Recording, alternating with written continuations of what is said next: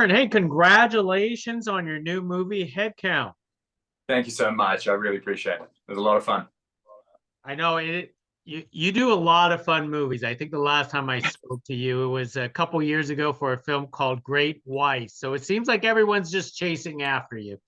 Yeah, it was. I seem to have that recurring role, but it was good to chat then and good again now. So thanks for coming back. Hey, it's great to chat with you again. So this time around, tell us what initially drew you to Head Count. Yeah, for me, this one was it was very clear. A lot of the time, I get a script or a character that I really love, and this one, whilst I did really love the script and particularly the character Kat, he's a lot of fun. What I really liked about this one was the brothers' style.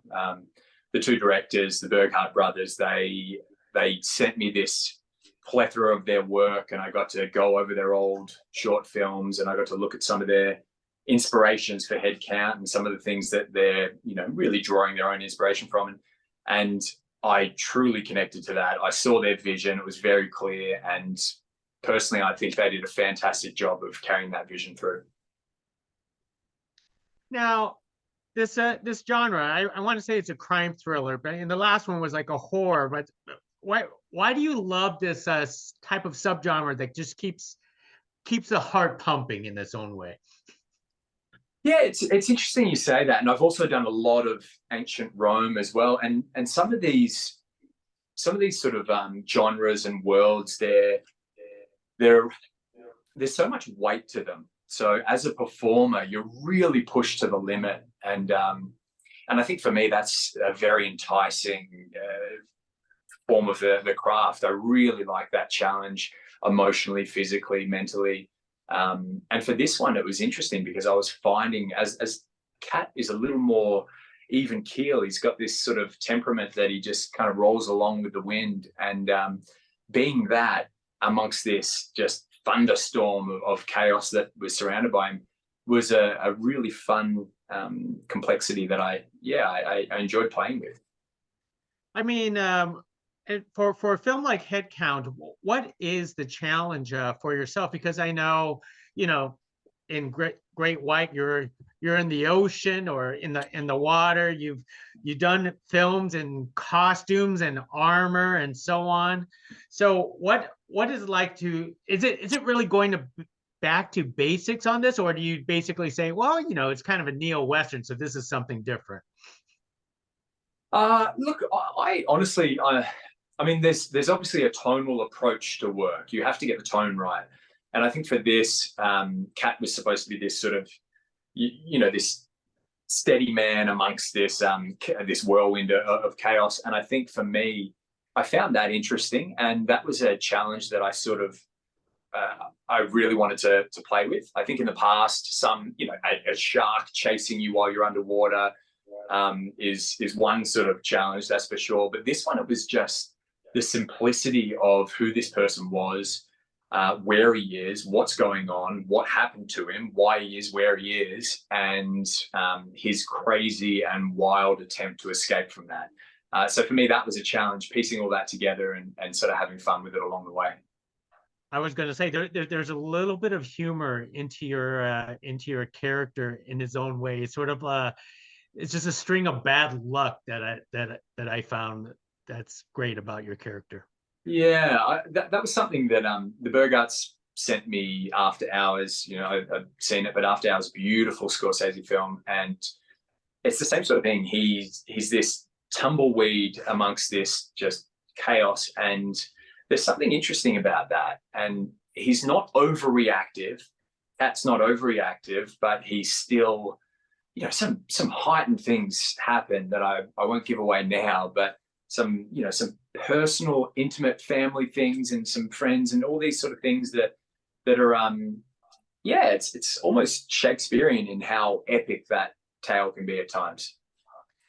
Now, of course, trying your character trying to piece the memories back together again, sort of like Memento in its own way. Mm. For this production, was it filmed out of order for you, and was it hard for you to keep track of what's going on? Yeah, I mean, it's always filmed out of order, right? I think for an actor, it'd be a dream to shoot chronologically, but this was, we shot location to location, so it was definitely out of order. But the good thing is, actually, in saying that, I got to shoot the memories in order. So no surprises, no spoilers here. Oh, gee, that's me. Can you see me? I can still see you. The problems with Skype. I'm just going to quickly plug my phone in. Sorry. Okay. Yeah, but no, I think for me the problem with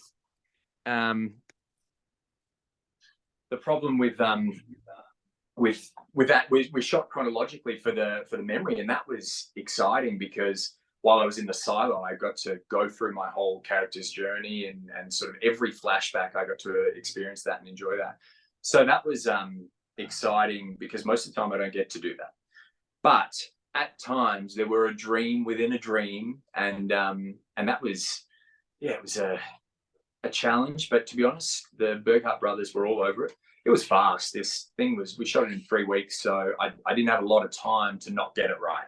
You know, we were doing take after take, and it had to be, yeah, really fine tuned. I know.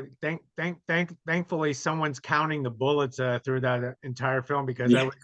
I was like trying to, use my fingers trying to count all the different bullets through that film. Yeah, I promise they did the math correctly. I promise. I triple checked. I know it's actually wonderful, is because one of the things that they don't really use in modern films anymore is revolvers.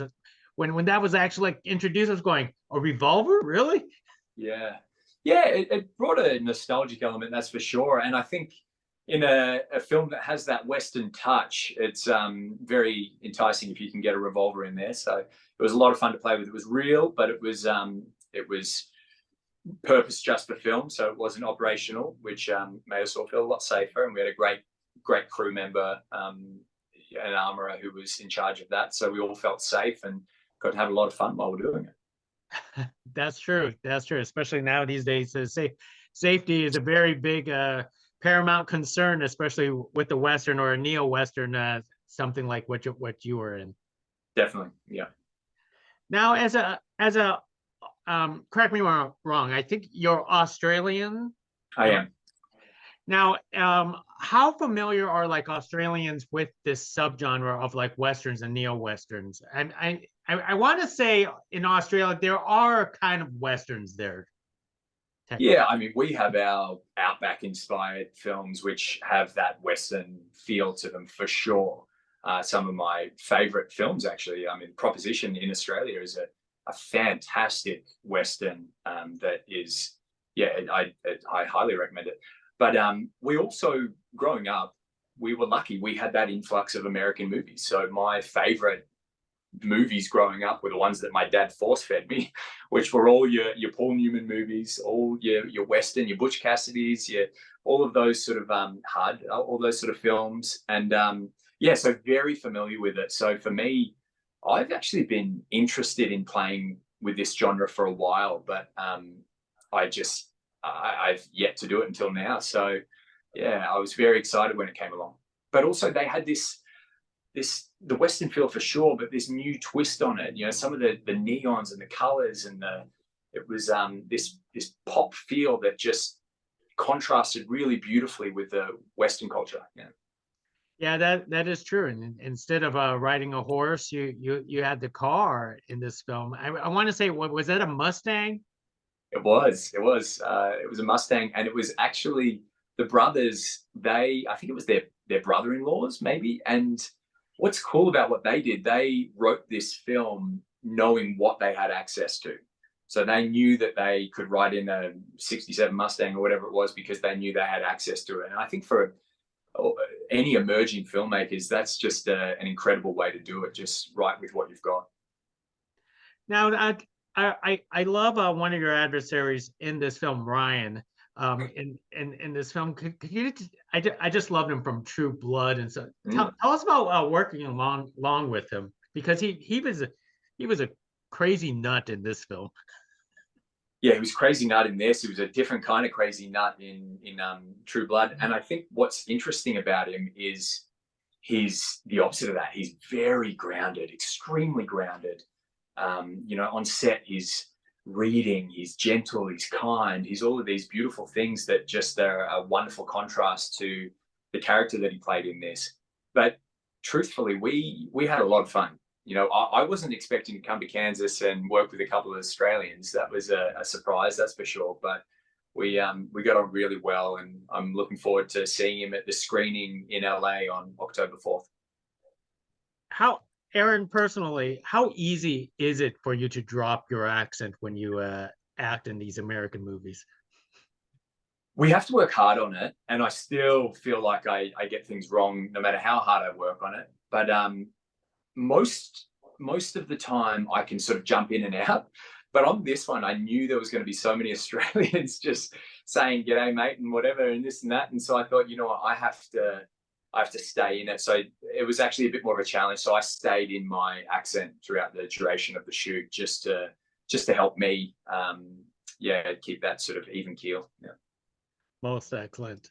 One last thing, because I know you've done big budget productions and you have done, smaller indie films. Tell us about the enjoyment of doing something small like a head count. Yeah, it's wonderful because you get to work really closely with the creatives. It was fast, so there's pros and cons, of course. Money buys you time, right? And there are a lot of things, like I've said a few times, I cannot wait to see the Berghardt brothers with more money. I think if they have a higher budget, they're just going to create really, really wonderful things. And I'm incredibly excited to watch their career grow and flourish. So that's one thing. But you take that aside, the intimacy of a small set is something that is probably the most fun about acting. You're sitting there and you're doing this scene, and you have no choice but to be connected to the crew members, which I love. So the camera operator, we're talking to each other, we're sort of in this dance together, because we don't have time for everything to be relayed to the director, then to them, then back to me. And so there's this sort of dance that we're all on together. And for me, that's the magic. One of my favorite books is Jeff Bridges and Bernie Glassman, The Dude and the Zen Master. And he talks about his character in The Big Lebowski, which obviously has a bit of inspiration for this as well. And he talks about the film like this life of this snake, and what's left is the snake skin. But this life is where the action is, where the fun is, it's where the camaraderie is. And we definitely found all of those things on set, and I'm forever grateful for that. Well, you've done excellent work.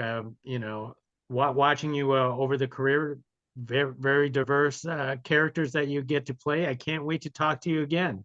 I'm looking forward to it. It's always really nice to chat. So thank you. No, thank you, Aaron.